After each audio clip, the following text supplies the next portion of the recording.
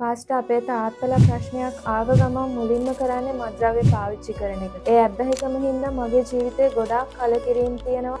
ඒ ඇබ්බැහිකම් වලට බයිබලයෙන් මොකද්ද තියෙන විසඳුම?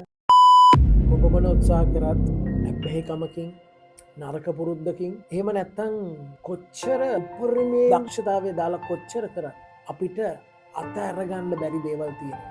මේ දේවල් කොහොමද අතහැරගන්නේ? කොහොමද ඉදිරියට යන්නේ කියන එක මට කියලා දෙන්න පුළුවන්. හීබ්‍රු පොතේ 12:2 කියනවා ජේසුස් වහන්සේ කුරුසය තුල බැකලා කුරුසෙන් ඔබට තිබුණු ඔබේ ප්‍රීතිය, ඔබේ ගැලවීම, ඔබේ නිදහස දැකලා උන්වහන්සේගේ ඇස් දෙක එනින් ඔබට දිගටම ගියා.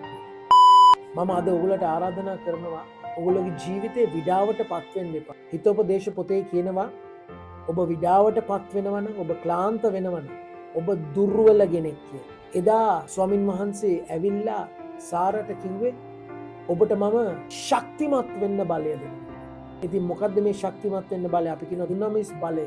උන්වහන්සේගේ ඒ සම්පූර්ණ ආධිපත්‍යයේ බලය ලැබෙනවා. ඉතින් මේ බලය ලැබීම කරන කොටගෙන ඔබට කරන්න තියෙන්නේ අර ජේසුස් වහන්සේ ලූක් පොතේ 18 වෙනි පළවෙනි පදයේ කියනවා ක්ලාන්ත නොවි ඉන්න නම් ඔබ හැමදාම යාඥා කරන්න පුළුවන් වෙන කෙනෙක් වෙන්න. ඉතින් ජීවිතේ ඔයාට යම්කිසි ඇබ්බැහිකමක් තියෙනවනම්, දුර්වලකමක් තියෙනවා, යම්කිසි දෙයකින් ගැලවෙන්න ඕනේ, දිගින් දිගටම තමාගේ ඉලක්කය කෙරෙහි බලාගෙන ඒ ඉලක්කයෙන් ඇස් දෙක වෙන තැනකට යොමු නොකර දිගින් දිගටම එල්ල කරන්න. එහෙම තමයි ජීවිතේ ජය ගන්න පුළුවන්.